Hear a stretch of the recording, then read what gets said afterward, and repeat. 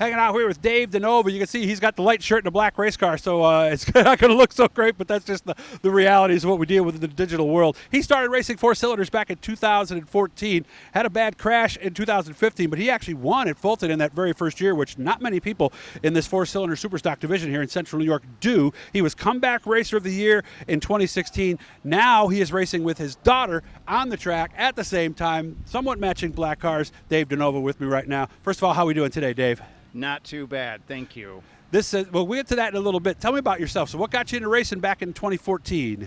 Well, I came to the track and saw the four cylinders, was kind of interested in it, and I said, I can do that. So we put a car together and went racing. How long did it take you to get a car together, and what was it?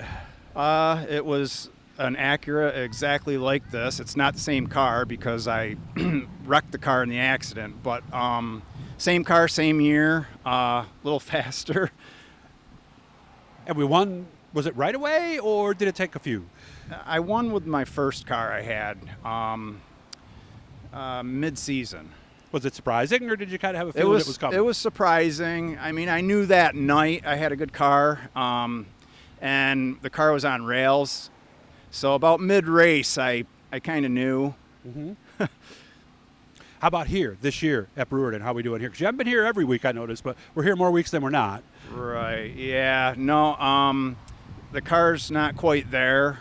Working on it, and I'm hoping tonight will be a good night, and we're getting closer. Okay. What happened in 2014? Where was this crash, and what actually happened? At Brewerton Speedway, back straightaway, about 3/4 down.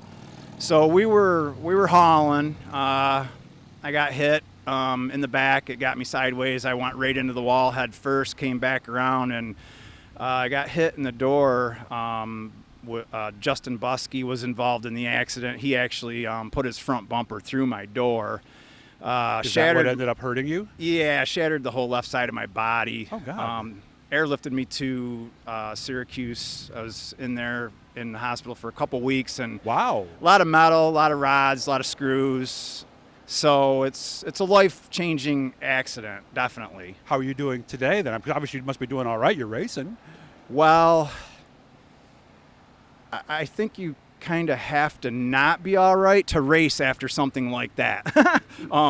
But a lot of pain just every day. It was a life-altering accident. Okay. For sure. And what you're doing, you talk about life-altering, what you're doing with your daughter right now, how old is she? 16. Okay, so when did that conversation start to happen? And I would imagine the conversation that would happen to you a while back had to be a part of that. Yeah, always hesitant to have her in a car after what happened, but she's pretty savvy. She's picking it up. Yeah, so, I mean... Well, let's ask. Let me go this way, because I've had a couple people I've asked this question to that have told me two different sides of this coin. Do you watch her more in the race than you watch your own racing sometimes? Yeah, she got hit a few races ago, and I was behind her. So you saw the whole thing? Yeah, I saw the whole thing, and after it kind of took the wind out of my sails a little bit. But you can't really let that. I mean, once I saw she was moving again and okay, I hammered down. Okay. Well, that's good. I'm glad to hear that. So, but talk about growing up fast, right? Yeah. I taught her to drive stick over the winter so she could, drive the 5-speed. Her friends will be impressed a few years from now when she comes up with something with a stick, right? Yeah. She learned how to drive stick. She got her permit, and I had her do we built her a car over the winter. She did a few laps around the house this spring. We loaded the car and said, let's go to Brewerton, and I cut her loose. There you go. And it's history since then. So has she passed you yet? No. Not yet. Okay. Not yet. Is it getting closer to where that might happen? Yeah, she had a little Just see the look on her face right now, by the way. She had a little lapse in confidence when she got hit a few weeks ago, but she's building it back. We're trying to get her car to handle a little bit better, and her confidence will come as that happens. how tough is it for you? Because there's stress of your own racing, and then there's stress watching a child of yours race. How do you deal with that? Because sometimes it's tougher than others, let's be honest, right? It's very stressful, extreme stress, knowing what I've been through and the struggles of everyday life after the accident, and then to put your child in the car, you're really second guessing all the time, and it's extremely hard to explain. And you could hear that sigh. That was a real sigh that he did. Yeah. Like me sometimes with my daughter, just going, why am I doing this? This is just too darn stressful for me, right? Yeah. Yeah.